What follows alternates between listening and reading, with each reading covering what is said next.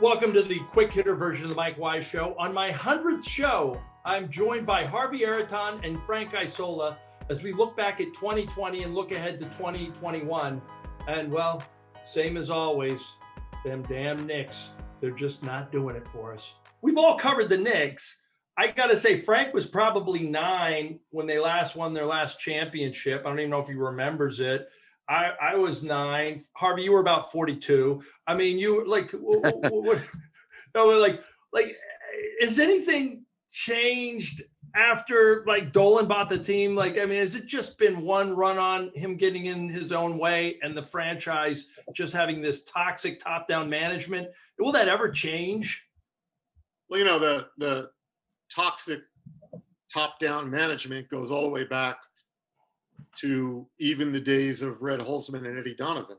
You know, for whatever reason, I think a lot of it has to do with the corporate feel of the building, regardless of who owned it, or which corporation. There was always sort of like, I think in the years, my first years around the Garden, there was always some kind of absentee owner. You know, there was no, they've never had a, you know, a Mark Cuban or a Steve Ballmer type, right? Or a front run. I mean, Dolan's an ITT, Paramount, yeah, and so like the hiring practices, they always wound up with like one guy pitted against the other. Whether it was, you know, going back to Holzman and Eddie Donovan when Sonny Werblin gave Red Holzman a 10-year deal as coach, with the right to, if he wanted to retire as coach, bump himself up to general manager, which would have knocked Eddie Donovan out of the loop. And of course, Red and Eddie didn't get along because Eddie Donovan greased the skids for Red to get him out to move Willis Reed in the late 70s. So there was always this back room, all these machinations going on. You know, Al Bianchi, and again, I don't remember which corporation owned the team at the time. Al Bianchi was a New York guy and a lifer in the ABA and the NBA. And he got hired, finally, he got the job of his life to become the Knicks general manager. The first thing they did after they hired him was say, hey, we're going to get on a plane tomorrow morning. We're flying up to Providence to hire Rick Pitino as coach. Oh. And Al was like, what the hell? I wanted to hire Larry Brown as some guy I've known for, 30 years, in this business. And he didn't have that call. So from the very beginning of that marriage, those guys are at each other's backs. I mean, it went on and on that way. Dave DeBusschere and U.B. Brown, same deal. So, I mean, the Dolan thing is different to an extent because he is sort of a power guy, a power boy owner. But, he's a guy who's very awkward and, it just doesn't, I thought, not to do a shameless promotion for the book, but there is a chapter in the book called Dolan and the Death of Hope. And it comes sort of near the end of the book where Michelle is ruminating about, the fact that she never got to see a championship team. And it's all about how Dolan stepped in and forced Donnie Walsh to acquire Carmelo and give up all the assets and everything. And she made in that chapter a great observation, I thought, which, her job, her profession was human resources, and she ultimately owned her own consulting companies. She trained corporate executives, right? So she was always fascinated in what made Dolan tick. And so she talked about the difference in the body language that Dolan showed at courtside, where he slumped in his seat and looked like it was the last place in the world he wanted to be. And the body language he had on stage when he was playing with his, JD and the Straight Shot band, and how much more confident and... That's so true. Yeah, how much more self-confident. And her point was that the Knicks were something he was handed by his father. He didn't do a damn thing to earn it, but the music was something he always loved. And however good you thought they were or weren't, that was something that Jim Dolan has created for himself. And that he just looked far more natural in that role than he ever has as the chairman of Madison Square Garden. Yeah, and I think the guy in a lot of ways has gotten a bit of a pass. I know that sounds nuts. I mean, to Harvey's point, there's always dysfunction in a lot of organizations. But if you go to the 90s, I mean, they went to a bunch of conference finals. They went to 2 NBA finals. Since 2000, they have won 1 playoff series. Like that's like a different level. I mean, the Minnesota Timberwolves have been to the conference finals in the last 20 years. Same thing with the Sacramento Kings, the Phoenix Suns. Look at all the losing teams. Your Orlando Magic have been to the finals. The Atlanta Hawks have been to conference finals. The Knicks have won one playoff Yeah. series since they made it to the conference finals in 2000. It's hard to believe. It's not just the losing. I mean, you've been the subject of stories, Frank, in which the organization has gone out of the way to censor you, have monitors around when you're interviewing people, tell players not to interview with you. I mean, and then the Charles Oakley incident, in which Oakley's stubborn as hell. I could see him getting into it with somebody, but there's such a tone deafness. There was sort of let's take care of this guy instead of talking. And they just don't. It's less about the losing than they just don't get it. To this day, they just don't get it.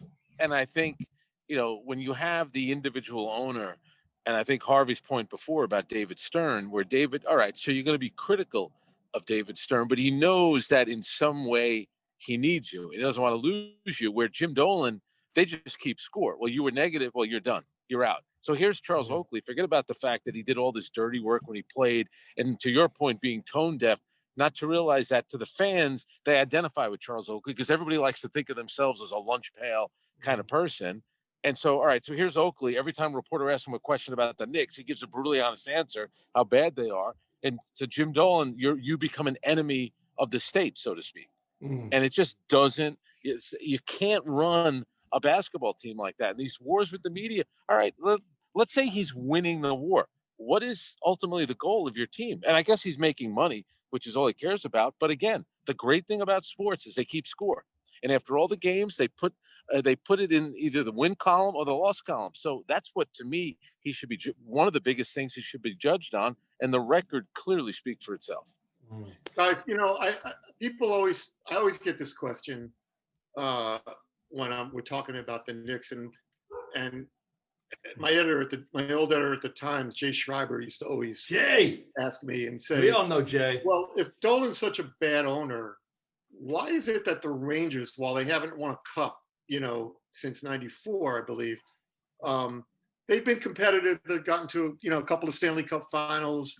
They've had some really good years. Why is, and I always say that, first of all, it's apples and oranges, that hockey players, it's like a fraternity, they're not like real look at me kind of guys. They come up through a whole different kind of system. NBA players are like individual little cottage industries, and they all have leverage. They all want to be branded stars, and they are. And so you have a situation like now, they want to be, social justice activists, and so it always comes back to Dolan's media policy. And people say, well, some people who work around media in New York will say, well, he doesn't interfere anymore with the trades or the drafts and all that stuff. It's just his media policy. And it's like, well, media policy is a very big deal, because could you imagine Greg Popovich or Stan Van Gundy or Steve Kerr, and those are just coaches. We won't, when you start talking about players, LeBron, Steph Curry, the things that these guys have been saying, whether it's about the president or about the country and the culture wars and all these things, right? Can you imagine any of those people working for Jim Dolan and being allowed to say the things that NBA players and coaches routinely say now?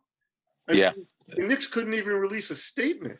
When all the other teams are releasing statements in the wake of George Floyd, the Knicks were last, and even when they finally did release something, it was really generic and basically said nothing.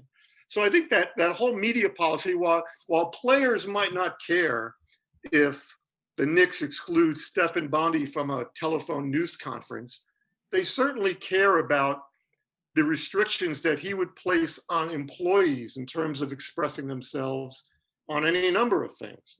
Yeah. It's a great point. And one thing Harvey had said before about Jim Dolan's body language. Mark Berman had something that he buried in a column that he wrote, that Jim Dolan's body language is not good for the players and it actually distracts them. and there was like consideration, like maybe we should move his seat. And I thought about this. First of all, who's going to get the short straw and be the one that's going to tell Jim Dolan that he should move his seat? There's no chance that anybody's ever going to say that in a meeting with Jim Dolan. And then the other thing would be, Wow. can you? There's no chance that would ever happen. It's also a pretty lame excuse why the team doesn't play well. But his, everything that they've done, it's about it. It's never about winning basketball games, and that shows again in the record. Mm. There's a story at the very end of my book that it almost defies comprehension when it comes to Dolan. And this goes back 2 years ago at the funeral for Cal Ramsey up in Harlem. And Cal Ramsey, one of the most. You guys ever get around to reading the book, you will see this little anecdote. Yeah. Anyway, I went to it because I knew Cal very well. He was a wonderful guy. And at some point, a woman who's sort of presiding over this service stands up and says, will the three speakers who are here to speak about Cal, please come up and prepare to, take the mic. And she called the three names. The first one was Cal's cousin or something relative. The second one was Charlie Rangel, the congressman from Harlem, former congressman. And the third one, she said, James Dolan. And the entire church kind of like heads were turning like on swivels, like, Dolan's here? Dolan's here? Oh my God. And the two people, Rangel and the other relative, got out of their seats and walked up, and there was no third person. And then she said again, will the three people come up, James Dolan? And all of a sudden there was this awkward feeling like maybe he's not here. And she said it again a third time, no Dolan. He wasn't there. He didn't show? He didn't show. And now maybe he had a perfectly good excuse for not showing, but he's a speaker. Apparently nobody, not him or anybody for him, called ahead to say he won't be coming.